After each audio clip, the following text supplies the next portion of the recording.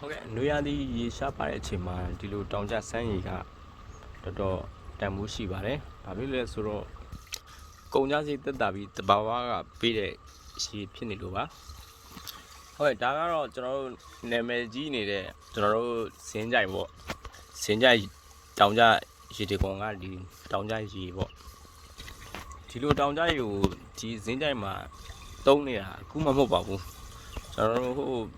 ကျွန်တော်တို့ငငယ်လေးကမမွေးခင်တည်းကဒီတောင်ကြရေကိုသူတို့သုံးတယ်။ဘာလို့သုံးလဲဆိုတော့ဒီစင်းကြိုင်မှာ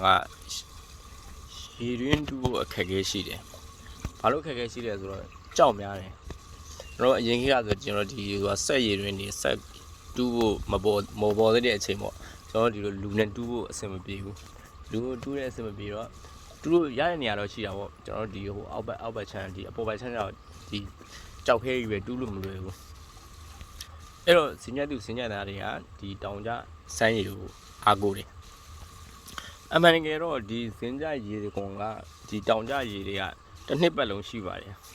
တစ်နှစ်ပတ်လုံးရေမပြတ်ပါဘူးအခုကဘာဖြစ်လို့ရေပြတ်သွားလဲဆိုတော့ကျွန်တော်တို့ပေါ့ဒီခြံသမားတွေဒီအိမ်တွေခြေတိုးလာတယ်ဒီရေသုံးတဲ့လူလည်းများလာတယ်ခြံသမားတွေလည်းတစ်နှစ်အပင်တိုးချက်စိုက်ပျိုးလာတယ်တိုးချက်စိုက်ပြီးတော့ဒီတောင်ပေါ်မှာကရေမရှိတော့ဒီတောင်ကြစမ်းရေပဲသူကပင်ဆိုင်ရင်ကျွန်တော်တို့အရှိပေးတယ်ပေါ့ဒီတောင်ပေါ်မှာဘာလို့မှကြားဖို့မှဒီမှာတောင်ပေါ်မှာဒူးရင်းနေဖြစ်တယ်ကွန်းသီးတွေဖြစ်တယ်ဘာညာဘာပင်တွေဖြစ်တယ်ပေါ့အမှန်တကယ်တော့ဒီရေတောင်ကြဒီရေအာမကိုဝင်မဖြစ်ပါဘူးဒီတောင်ကြစမ်းရေကိုအာကိုလို့ဒီဒူးရင်းတို့ဘာဒီချက်မောက်တို့ဒီကွန်းပင်တို့တောင်ပေါ်မှာစိုက်လို့ရတာဖြစ်ပါတယ်အဲ့တော့တင်းတိုးချဲ့လာတော့အပင်ဆိုင်သမားတွေတိုးချဲ့လာရေသုံးတဲ့လူတွေများလာတော့ဒီစမ်းချောင်းထဲမှာပေါ့ဒီတောင်ကြရေစမ်းချောင်းထဲမှာရေပြတ်တော့ပါတယ်ရေပြတ်တော့ပေမဲ့ရေလုံးမရှိဘူးလားဆိုရှိပါတယ်ဘာဖြစ်လို့လဲဆိုတော့သူစမ်းထွက်တဲ့နေရာတွေရှိတယ်တနေရာလည်းမဟုတ်ဘူးအများကြီးပဲဒီလိုနေရာတွေပေါ့ဒါဒီနေရာဆိုတနေရာပေါ့ခြံထဲတော့တနေရာပေါ့ဟိုအများကြီးရှိတဲ့အထဲမှာခြံသမားတွေရွာသမားတွေဖုံးကြောင်းတွေကဟိုကိုအချင်းနဲ့ကိုပေါ့ရေဒီလိုရေလာတွေ့ကြတယ်ဒီဟာဆိုရင်တကူဒီမှာတွေ့ထားရေကြောင့်ရွာပေါ့ရွာတရက်ကွက်ပေါ့တရက်ကွက်သုံးဖို့အတွက်နောက်တခြားချင်းဆိုလည်းဘယ်ဖုံးကြောင်းက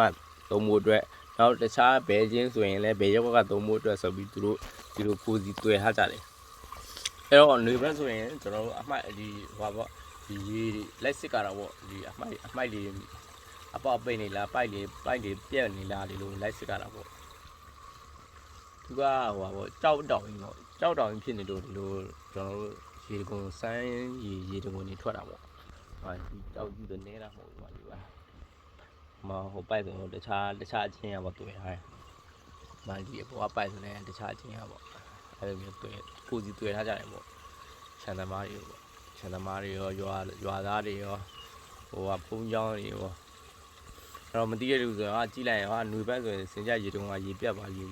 လုံးမလာတော့အမေတော့ရေကလာနေတယ်ဒါပေမဲ့ခြံသမားတွေရွာသမားတွေတုံးနေလို့ရေကဒီပေါ့ဒီမြောင်းထဲမှာပြတ်သွားတာပေါ့ဒီလိုအချင်းတွေမှာတော့ဒီလိုထွက်နေပါတယ်တကယ်လို့လူတွေကမတွေ့ဘူးဆိုတော့ဒီလိုတချင်းကိုဒီလောက်ထွက်ဆိုမှ